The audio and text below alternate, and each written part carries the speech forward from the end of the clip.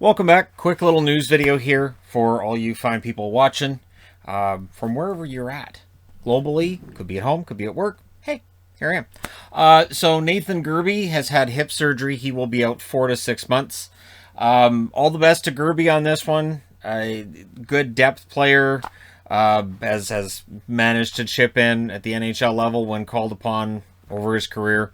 And all the best to him. It will make it tough for him, though, because if it's 6 months from now, miss most of the regular season. So, yeah, Gerbe's out for a while. Now, I had hoped by now today that maybe we'd know what Montreal's going to do. This has been amazing to watch. Normally, when we're looking at a situation like this, we have some idea of what's going to happen. I know there's rumors. There are lots of rumors out there right now about the Kotkaniemi situation. Montreal, very likely, looking at, okay, what can we do with the first and third and what can we get? And obviously, since we know Christian Dvorak is on the block, the logical idea would be that they would take one of those picks or both of those picks or something and a pick to send to Arizona in exchange for Dvorak from the Coyotes. But there's also, of course, the idea of, well, about an offer sheet to Pettersson, and then it's a matter of figuring out what Montreal can afford, how they can get him away from Vancouver. And then there's just the idea of what if they match? So at this point, where I'm recording this, and we have roughly an hour and a half left until we'll know for sure. I won't be home, apparently, when we'll know for sure.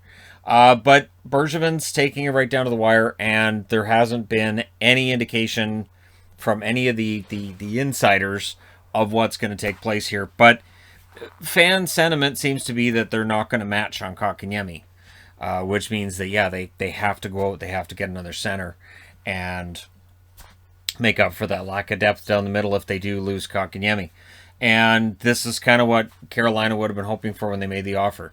You get Jesperi Kotkaniemi, you can then sign him to an extension as soon as you've got the offer sheet officially not matched, and you can keep him in the fold for a long time.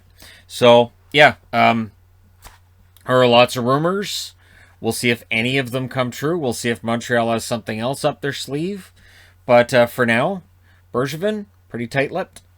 Ryan Miller has been named the assistant coach for the U.S. team for the Olympics. The Olympics, of course, a topic of discussion. And here's the thing. I've seen a lot of people say, I don't know why the NHL is going. The NHL is going because we had the threat of a shutdown of the players not signing the extension. One of the reasons the players signed the extension is the NHL said they would do everything in their power to go to the 2022 games.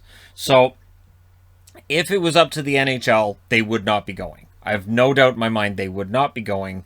We would not be having a 3-week break in February so they can go over to the Olympics in Beijing and participate.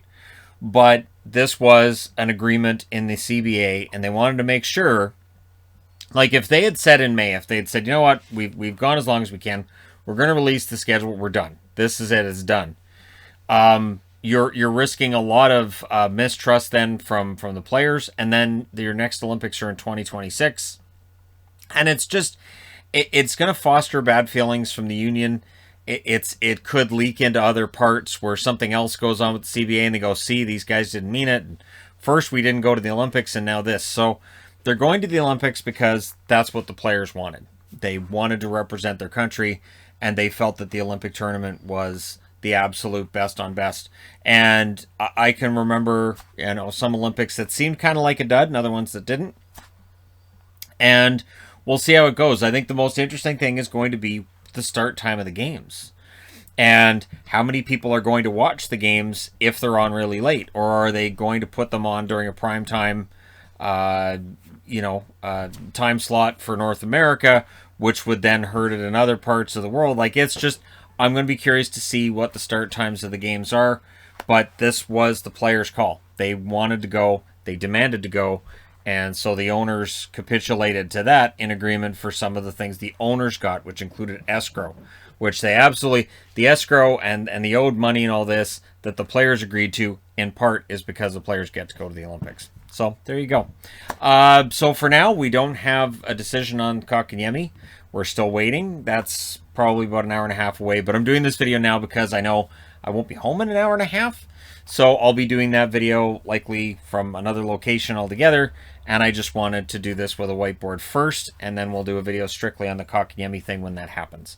So there you go. Let me know your thoughts in the comment section below as always. Don't forget to hit like and subscribe if you're browsing your way through, you just happened upon this video. Thank you guys so much for watching, for all your support. I will talk to you again soon.